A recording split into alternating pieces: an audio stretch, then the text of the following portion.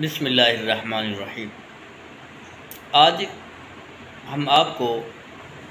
بڑے جانور کے حصوں کی تقسیم کے بارے میں ذکر کریں گے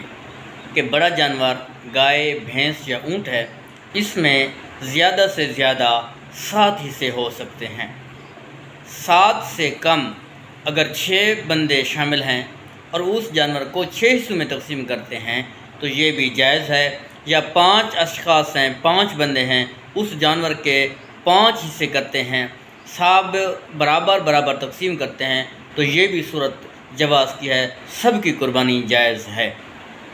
7 سے زیادہ حصے نہیں ہونے چاہیے، یا اس طرح یہ تو آسان ہی طریقہ ہے کہ اس میں 6 شریک ہیں لیکن اس جانور کے حصے 7 کیے جاتے ہیں، یعنی کہ ایک شخص کے 2 حصے ہو گئے، باقی سب کا 1 ہو گیا، یہ بھی صورت جائز کی ہے۔ یا اس طرح ہے کہ 6 شخص شامل ہوئے،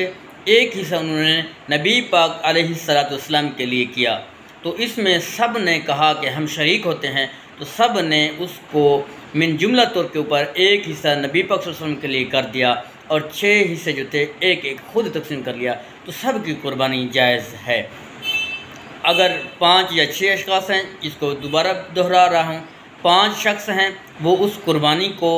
5 برابر حصوں میں تقسیم کر دیں تو قربانی جائز ہوگی۔ یا 6 حصے دار ہیں، ان کے لیے 7واں ضروری نہیں کہ ہر صورت میں ہی 7 حصے کیے جائیں، 7 سے اگر کم ہوں کوئی اس کی قربانی نہیں ہوگی، یہ غلط ہے۔ اگر 6 حصے دار ہیں، سب برابر 6 حصے تقسیم کر دیں تو سب کی قربانی جائز ہوگی۔ اللہ پاک ہم سب کو سمجھنے کی اور عمل کرنے کی توفیق عطا فرمائے۔ جن بھائیوں نے قربانی کا ارادہ کیا ہوئے، اللہ پاک ان سب کی قربانیوں کو اپنی بارگاہ عالیہ کے اندر قبول و منظور فرمائے، آمین بجاہ النبی الامین۔